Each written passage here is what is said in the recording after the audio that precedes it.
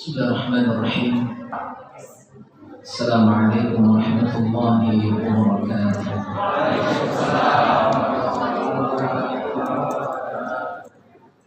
Alhamdulillahi wa kafa, wassalatu wassalamu ala nabiyyina Mustafa wa ala alihi wa sahbihi ahli as-sidqi wal wafa. Asyhadu an la ilaha illallah wahdahu la syarika lah wa asyhadu anna Muhammadan abduhu wa rasuluhu la nabiyya ba'da. Rabbi shrah li sadri wa yassir li amri wahlul 'uqdatam min lisani yafqahu qawli. Qala Allah Ta'ala fil Qur'anil Karim, A'udzu billahi minasy syaithanir rajim. Bismillahirrahmanirrahim. Wa idh akhadha rabbuka min bani Adam min zuhurihim dhurriyyatahum wa ashhadahum ala anfusihim alastu birabbikum qalu bala shahidna an taqulu yawmal qiyamati inna kunna an hadha ghafilin. Sallallahu alaihi wasallam. Al-A'raf ayat 172. Selamat kembali bertemu di channel yang sama di gelombang yang berbeda. Tidak sama Pak ya?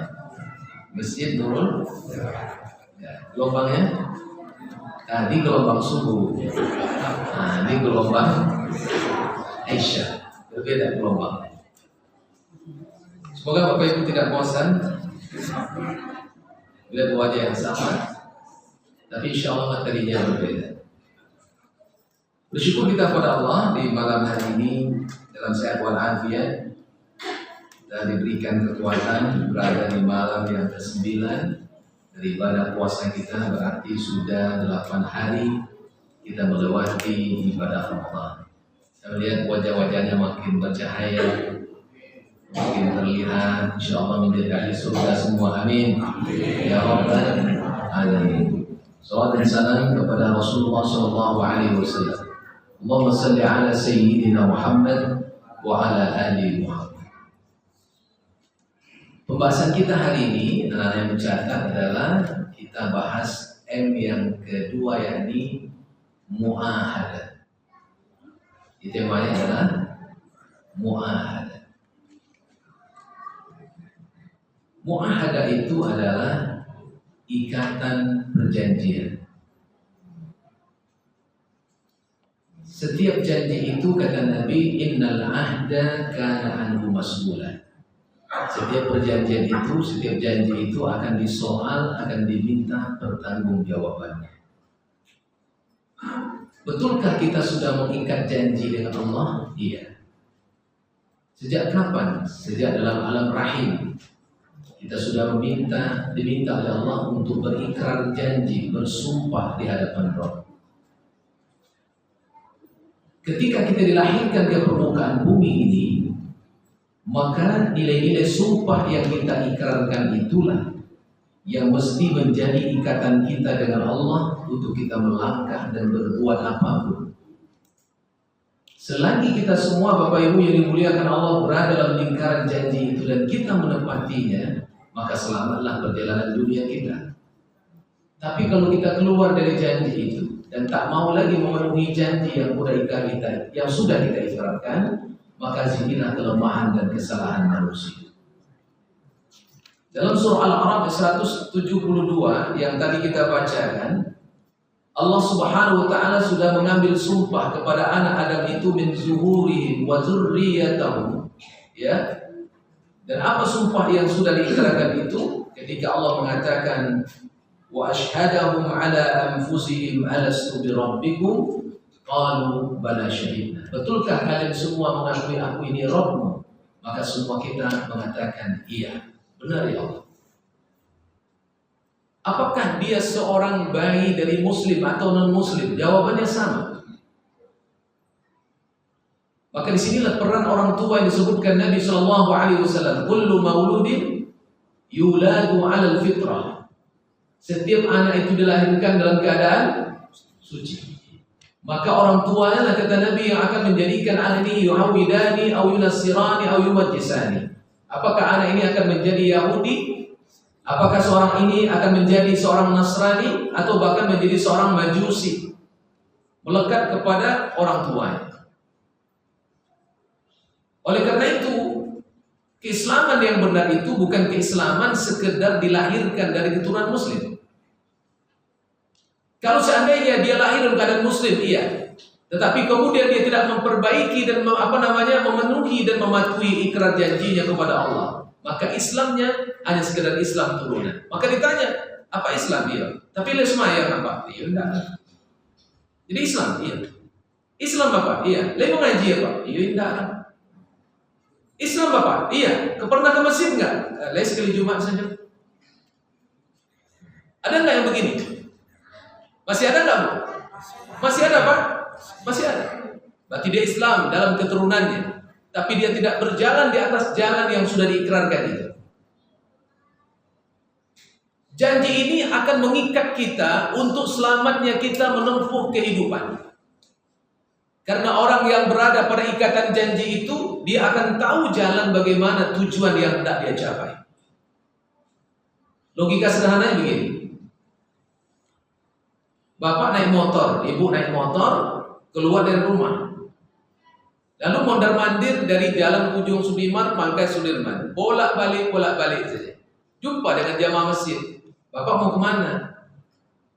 Nggak jalan mau kemana? Pokok ambo gasiot onda waktu ambo kamano paimot kamu. Kalau orang nggak jalan tujuannya berjalan, saya kerajunya nggak tahu tujuan. Biasanya orang pun. Kurang kok. Kurang kah? Kalau bahasa kerennya kok.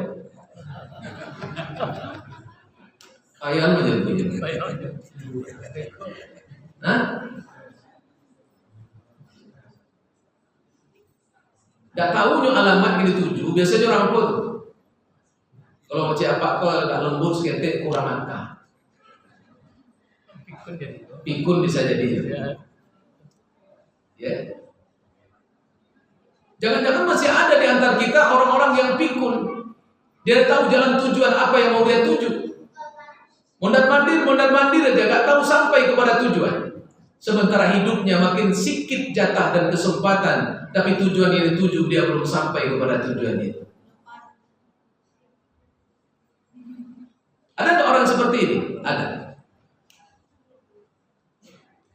Ketika Allah menyebutkan dalam surah Al-Mu'minun ayat 115, apa kata Allah?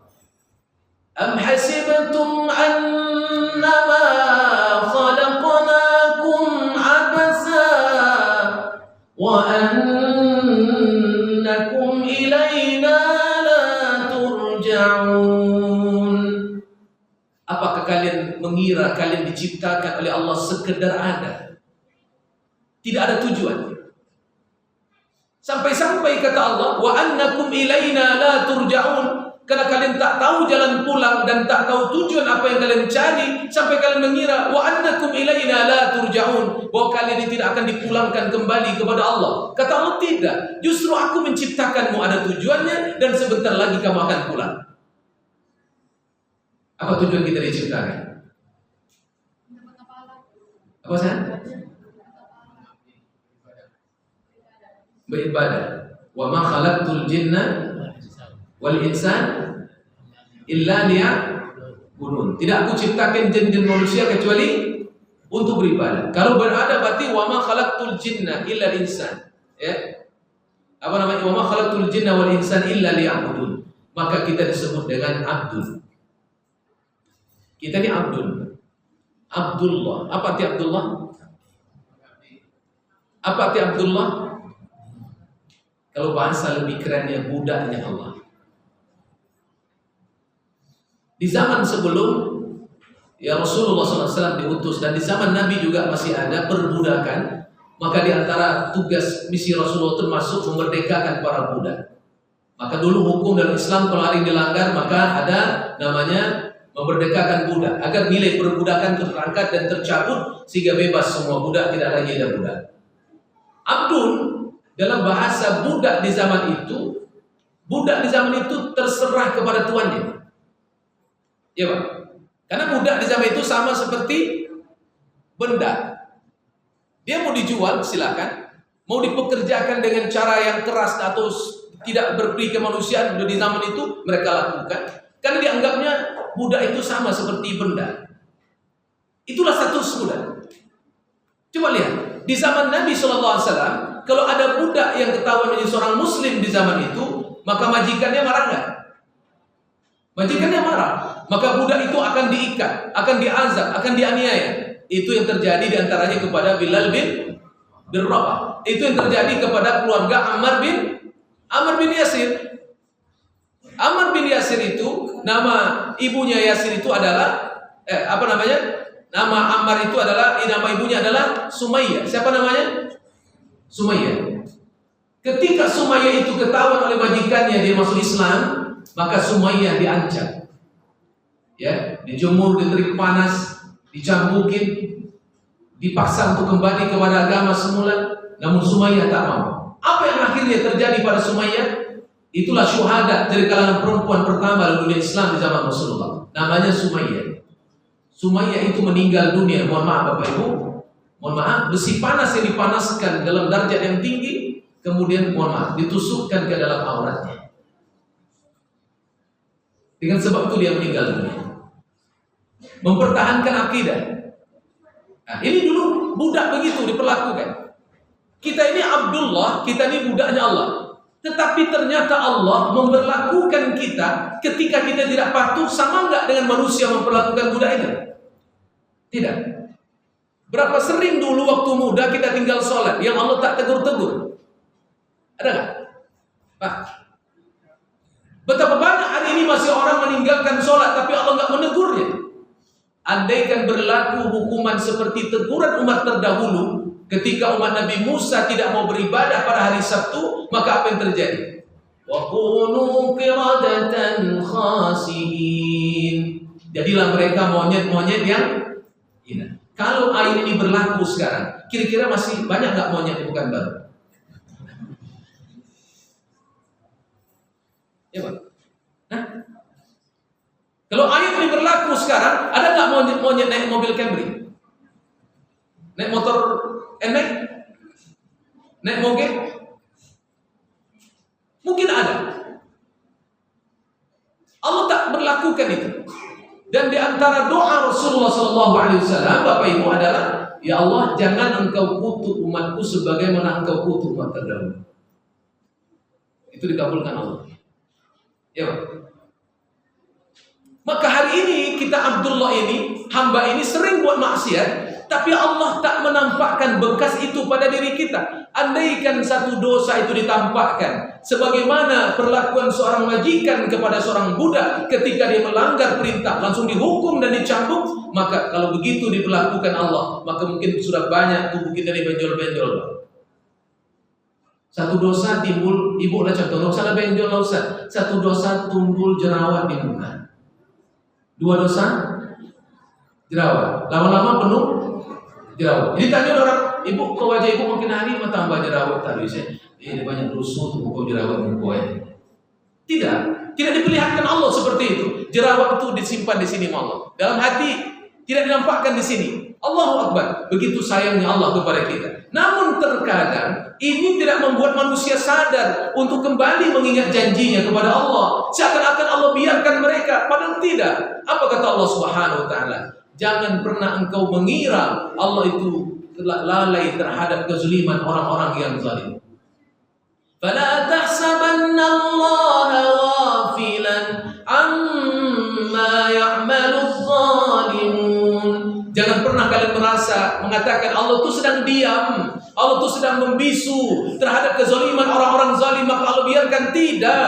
Ingat kata Allah, ketika aku sudah datangkan teguran dan hukuman itu, aku habiskan mereka tiba-tiba dan tak ada kesempatan mereka untuk kembali kepada aku, kata Allah. Jadi kalau ada orang hari ini sombong, makin dibiarkan Allah sombong, tak sadar-sadar dengan sombongnya, ada saatnya kesombongan itu akan Allah bayar cash di dunia, dan itu tak merubah dari diri mereka untuk sempat kembali kepada Allah. Apa sebab? Apa sebab? Karena mereka tak ingat janji kepada Allah.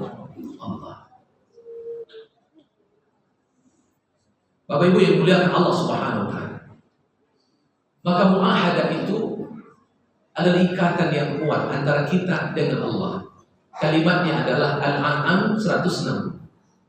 Qul inna salati wa nusuki wa mahyaya wa mamati lillahi rabbil alamin.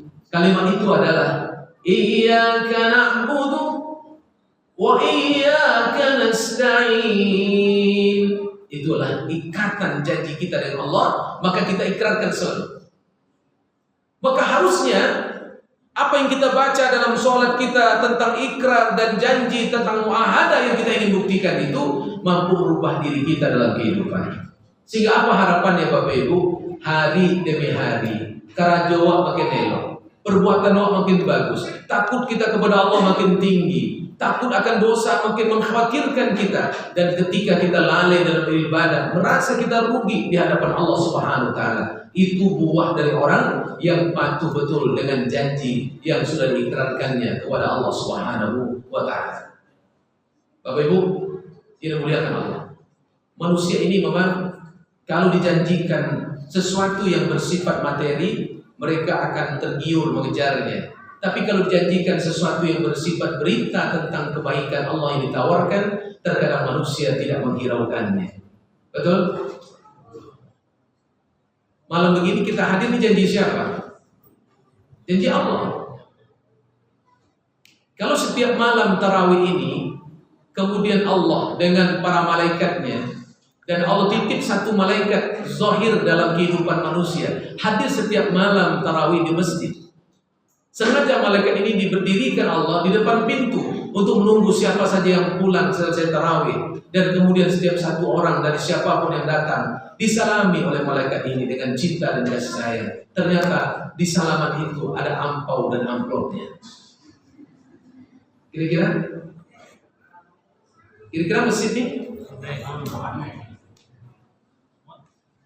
tidak pula banyak Bapak, 100.000 sama kami. Ya, ramai Pak? Ramai. Kenapa? Karena kalau bentuk materi menggiurkan. Tetapi dia tidak sadar ada sesuatu yang lebih dahsyat dari materi itu yang Allah berikan, dan hari ini Allah nggak tagih, tapi dia lupa. Apa? Sehat. Ini orang kesehatan nih. Sehat itu murah atau mahal? Bapak Ibu kalau milih uang 1 miliar tapi sakit-sakitan, uang cuma 100.000 tapi sehat saja. Hah? Milih mana Bapak? Kata abang saya pilih 1 miliar tapi sehat, enak kali. Ya kan? Kalau itu semua siapa nggak mau? Tapi mereka yang malas sujud dan tak mau sujud itu Allah titipkan kesehatan. Itu berapa harganya coba? Bapak Ibu taruh satu mata, harganya nggak usah mahal-mahal. Satu mata itu 100 miliar. Tapi kata orang yang mau beli mata itu apa bilang? Kamu donorkan matamu kepada aku, dicongkel atau bawa ke rumah sakit, aku ganti dengan 1 miliar. Oh ternyata nggak cukup, aku ingin 2 matamu, kan aku ingin cangkok mata 2 miliar bukan, 200 miliar aku kasih. Kira-kira mau nggak Bapak Ibu mendonorkan 2 matanya? 200 miliar loh Bu. Jadi berapa maunya? 2 triliun?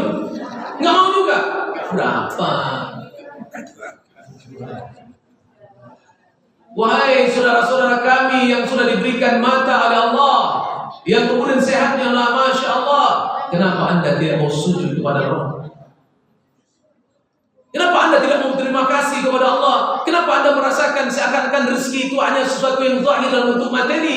Kesehatan itu nikmat yang besar yang Allah hadirkan. Dengan apa kita membayarnya kalau tidak membuktikan janji kita kepada Allah? Ya.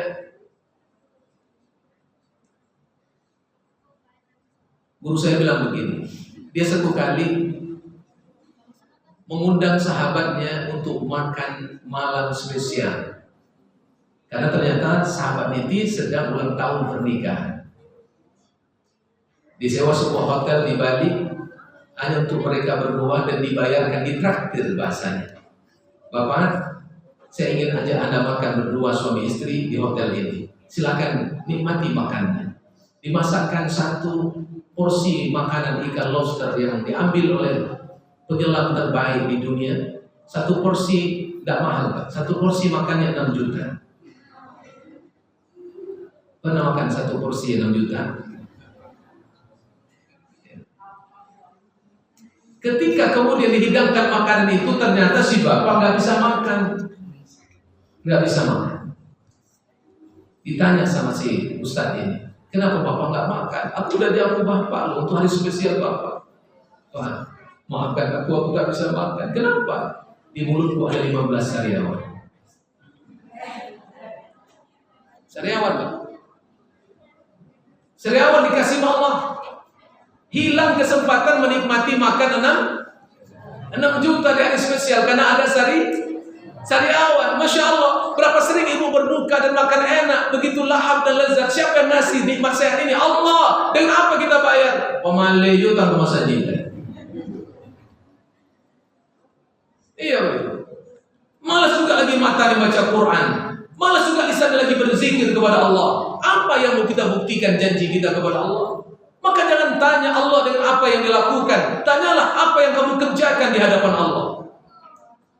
Allah tidak akan pernah ditanya tentang apa yang dia buat. Tapi wahum yus'alun, kata Allah. Kamu yang akan ditanya, bukan Allah yang ditanya. Kadang-kadang kita sering nanya Allah, kenapa sih aku begini terus ya Allah? Gak pernah kita katakan, aku begini kenapa ya Allah? Mungkin salahku begini ya Allah. Akhirnya dia tanya pada dirinya, apa yang lalai dia buat, sehingga Allah tegur dia dengan cara itu. Jangan tanyakan Allah, tanya dirimu. Mungkin karena janji banyak yang kita tunaikan kepada Allah, maka kemudian Allah menegur kita dengan sayangnya kepada kita. Maka oleh karena itu Bapak Ibu yang dimuliakan Allah, maka mari kita renungkan, muahadah ini bukan sesuatu yang biasa-biasa, tapi sesuatu yang luar biasa. Maka apa kata Allah? Fala taqfu ma laysa laka bihi 'ilm, innas sam'a wal basara wal fu'ada kullu ulaika kana anhu mas'ula. Oleh karena itu janganlah kamu berbuat sesuatu yang tidak dengan ilmu, maka kerjakan amal itu dengan ilmunya agar kemudian bisa mempertanggungjawabkan setiap ikrar yang kita janjikan di hadapan Allah Subhanahu wa taala. Mari bersama kita jadikan Ramadan ini sebagai bulan tarbiyah untuk muahadah kita, membuktikan janji kepada Allah Subhanahu wa taala agar nilai kehidupan yang singkat ini bisa kita maknai untuk mengembalikan kita kepada akad awal kita untuk menyembah Allah dengan seutuhnya dan tidak mensyirikkan Dia dengan segala apapun, dan untuk mematuhi segala perintahnya dan meninggalkan segala apa yang dilarangnya. Mudah-mudahan Allah Subhanahu wa taala membimbing kita untuk mampu tegak dalam muahadah yang benar, janji yang kita tepati walaupun kita belum mampu semuanya, tapi Nabi mengatakan fattaqullah mastata'tum, bertakwalah kamu semampumu sesuai dengan apa yang maksimal kita bisa lakukan. Mudah-mudahan Allah Subhanahu wa taala membimbing kita untuk menjadi orang yang menepati janji agar kita selamat di hadapan Allah Subhanahu wa taala. Subhanakallahumma wa bihamdika asyhadu an la ilaha illa anta astaghfiruka wa atubu ilaik. Assalamualaikum warahmatullahi wabarakatuh. Waalaikumsalam warahmatullahi wabarakatuh.